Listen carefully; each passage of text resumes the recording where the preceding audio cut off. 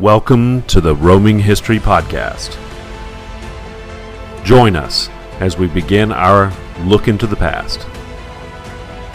I'm your host, historian Logan Thomas. Hello everyone, and welcome to another episode of the Roaming History Podcast. I'm your host, Logan Thomas. Well, I hope you're all doing well whenever you're listening to this. It's coming up on the fall of 2024 as I record this. And in our most recent episode of the Roaming History Podcast, I wanted to kind of we focused a lot on the Civil War in our last episode with Kennesaw Mountain. For this one, I wanted to talk about someone that you may or may not have heard of. Her name is Susie King Taylor. Now, Susie King Taylor was an incredible individual that was growing up as an enslaved person in the American South, to be specific, more in Savannah, Georgia. And she ended up having quite an amazing story, and I've always been fascinated by people that showed perseverance and resilience during extreme times of adversity. And I also have been interested why history focuses on some individuals and not others, and most people have not heard of Susie King Taylor. So what I would like to do now is, a few years ago I recorded a short video about Susie King Taylor to play for my students. Now, if this is your first time visiting the Roaming History Podcast, I am a historian. I've been working with students for almost 20 years, and I love sharing stories. Yes, I'm a historian, but I am really a storyteller. I love telling stories. I love hearing stories about people. And this is one that I really try to get my students interested in. And Susie King Taylor's story was one of those that always became I read her narrative and I just became very enthralled in her story during the war, before the war, and after the war. So here is a short little video that I played. It's just the audio. I thought you might like it. And then we were going to go into detail about Susie King Taylor's life and her struggles at overcoming the institution of slavery and fighting for equality in the years after the war. So let me play this quick clip for you, and then I'll come back and we'll go into a little bit more detail about Susie King Taylor's life.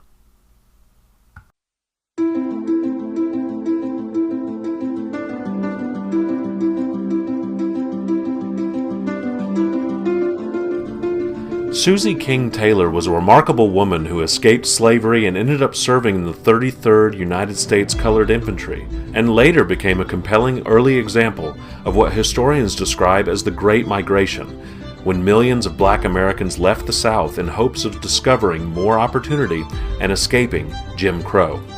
Since Taylor was educated, she taught many soldiers how to read and write during the war. Her education was the product of a unique opportunity when she was 7 years old and allowed to leave with her brother to live with her grandmother in Savannah, Georgia. There, she started attending a secret school for black children. She recalled wrapping her books in paper and the children entering the building in small groups to avoid detection. Taylor had other tutors before the Confederate forces fired on Fort Sumter in April 1861, beginning a war that would forever change this country. Taylor was able to escape slavery during the early years of the war. During the conflict, she remembered being questioned by one of the first Union officers she encountered about her ability to read and write. She told him it was the difference between being brought up in the countryside and being brought up in the city. After the war, Taylor continued using her education to help others. Only 5% of African Americans could read when the Civil War ended, so Taylor capitalized off her education and tried to help others. She opened a school for black children in Savannah, as there were no public schools available for newly freed people. While Taylor did not seek to reunite with a lost family member, she did return to her birthplace, Liberty County, and taught for a year before realizing that, quote, country life did not agree with her. Like thousands of freed individuals, Taylor sought a life outside of the South. She was employed by a family doing laundry when she moved to Boston for the first time. Taylor felt Boston was the first place she witnessed equal justice for the races, and she stayed for the rest of her life. She once wrote, "Here is where I found liberty in the full sense of the word, liberty for the stranger within her gates, irrespective of race or creed, liberty and justice for all. Taylor was not alone. Many newcomers came to Boston looking for work, and they found opportunities in the existing industries. Even before the war in 1850, many in Boston worked in the growing industrial field. Massachusetts was the most industrialized state in the nation, with 17% of its workforce involved in manufacturing. For comparison, Virginia had 3% of its population working in industry before the Civil War. More people would arrive in northern cities well into the 20th century, searching for a factory job. According to Stuart Tolnay, blacks searching for opportunity established social, economic, demographic, and cultural changes in northern cities that continued throughout the 20th century.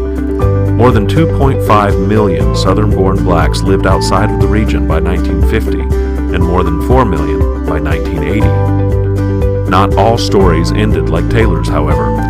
Historian Brian McCamick argues the black Southerners who sought education and a better life for their children soon discovered racism existed in the North as they worked in steel and meatpacking industries. Some avoided the urban landscape and went west, joining the movement of exodusters. Named for the Exodus in the Bible, these people sought the open lands available for settlement. Many towns developed as successful locations for black businesses, thanks to economic incentives to encourage growth and rapid development. The United States was in the midst of great change in the century after the Civil War. Although some people found work in factories, by the end of the 19th century, 75% of all Americans still worked in agriculture. Some historians describe this era as a culture war beginning to take place between farmers and industrialists. But James Volo writes the business of America seemed to be business, and more changing times were coming.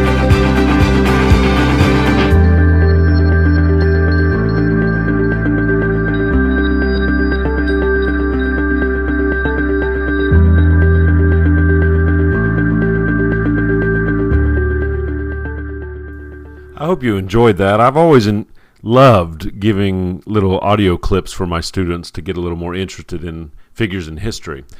But Susie King Taylor is just one of those characters in history or individuals in history that I've always been fascinated with. She was a remarkable woman who escaped slavery to serve in the Grand Army of the Republic and the Women's Relief Corps, assisting the 1st South Carolina Colored Troops, later named the 33rd United States Colored Infantry. So we're going to go into a couple of details here about Taylor that were not in the little commercial, if you will, the movie trailer that I made for students. Taylor had several relatives in the unit that she served and fondly remembered the white officers supporting the soldiers' demand for equal pay. Her ability to read and write attracted a Union officer's attention, who allegedly stated he was unaware that any slaves in the southern states were literate. Historian Crystal Frazier said men had more opportunities to be exposed to literacy because they had more chances to leave the plantation. Taylor defied these statistics because of unique opportunities combined with a supportive network of family members. Her literacy is a testament to the strong bond of a slave family. So as Taylor wrote her memoirs, she started talking about what her family had been through, and she really did talk about her family accomplishments with pride. And she mentioned several times that her great-great-grandmother had lived to be 120 years old. That's right, you heard that correctly, 120 years old. And she had 5 sons fight in the Revolutionary War. Her great-grandmother was named Susanna, and she had 24 children, with the remarkable fact that 23 were girls. Now, Taylor's parents married in 1847, as she recounted in her narrative, and Susie was the first child, born as a slave in 1848 on the Isle of Wight in Liberty County, Georgia. She mentions her mother being a waitress for the Grest family. It seems that Mrs. Grest took great care of the individuals before Mr. Grest allowed a 7-year-old Susie and her brother to live with her grandmother in Savannah. So this was all recounted in her narrative. Taylor had lovely memories of growing up with her grandmother in the city of Savannah, and I believe there are signs kind of recognizing Taylor living there.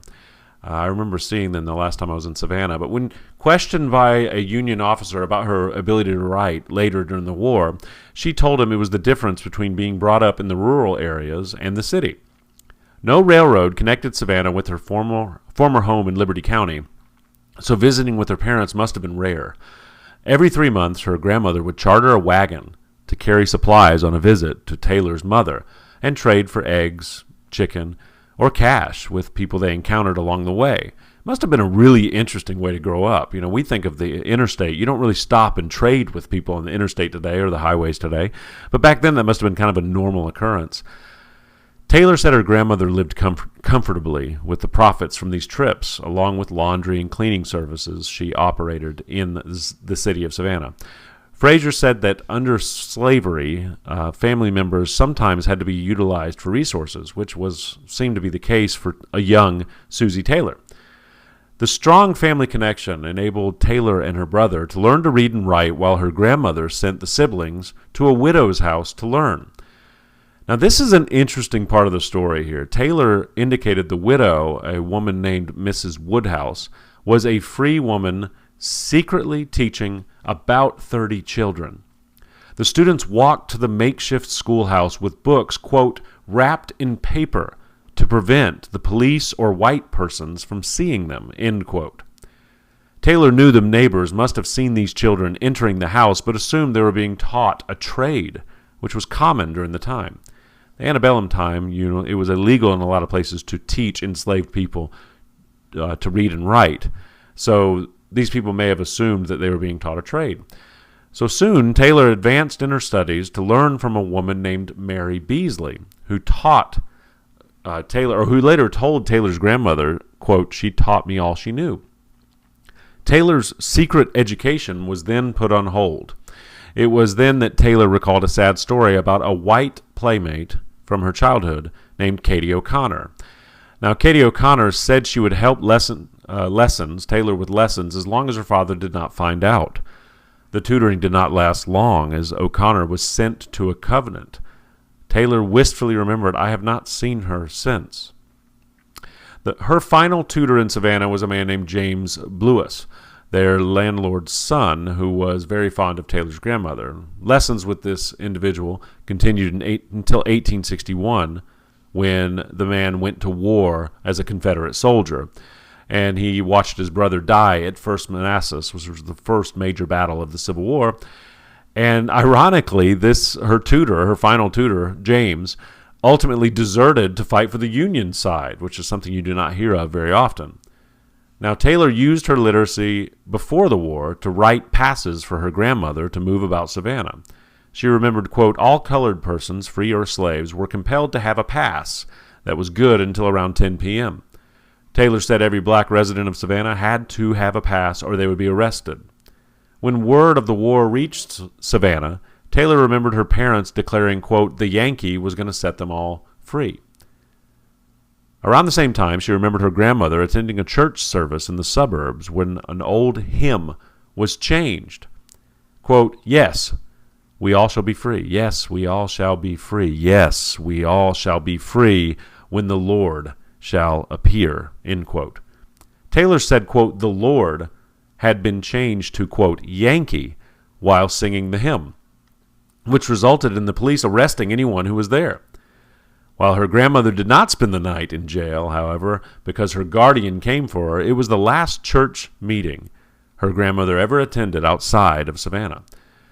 As another historian observed, songs were used at the time as escapism from their current situation, and it also speaks to the world in which they lived. As a result of Taylor's grandmother's efforts, the ability to read and write enabled Taylor to work teaching young children on St. Simon's Island in 1862, which was the second year of the Civil War. A Union officer named Captain Whitmore arranged for Taylor to receive books to teach about 40 children on the island during the war. Later that same year, Taylor was enrolled as a laundress with what would become the 33rd United States Colored Infantry, after initially being noticed for her ability to read and write. She remembered the first uniforms worn by the black troops were red, which she recalled the soldiers hating because they looked or they said they looked, this is kind of interesting, the soldiers hated the red uniforms because, quote, the rebels see us miles away, end quote. You can imagine that's not very good camouflage if your uniform is red. Once again, Taylor utilized her literacy to teach soldiers to read and write when they were off duty. I was very happy to know my efforts were successful in camp, she remembered, and I also felt grateful for the appreciation of my services. I gave my services willingly for 4 years and 3 months without ever receiving $1. After the war, Taylor continued using her education to help others. Only 5% of African Americans could read when the Civil War ended, so Taylor capitalized off her education and tried to help as many people as she could. She opened a school for black children in Savannah, as there was no public school for newly freed people. She taught about 20 people, and also, quote, a few older ones who came at night. So think about that. Taylor was teaching school during the day and a night school as well. One historian observed that the most common action taken by newly freed people was attempting to locate family members separated by the institution of slavery. While Taylor did not seek to reunite with a lost family member, she did return to her birthplace of Liberty County, and she taught for a year before realizing that, quote, country life did not agree with me, end quote. After that, Taylor would continue teaching off and on until around 1868, when she started working for a family as a cook and a laundress. She was in the employ of this family when she moved to Boston, Massachusetts for the first time. Taylor felt Boston was the first place she witnessed equal justice for the races, and she stayed there for the rest of her life. Quote, here is found liberty in the full sense of the word, she wrote. Liberty for the stranger within her gates, irrespective of race or creed, liberty and justice for all.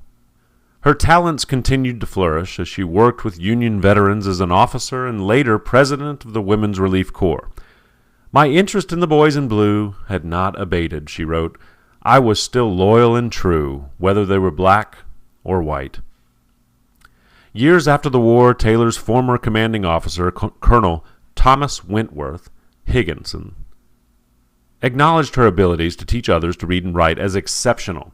Higginson said Taylor's narrative was an excellent example for those who, quote, love the plain record of simple lives led in stormy periods, end quote. I love that quote because I agree. I always love the stories of people who lived during really difficult times. Taylor kept in close contact with her grandmother in Savannah during the Reconstruction era. Despite a blizzard in 1888, Susie traveled to see her grandmother once more before she died the following year.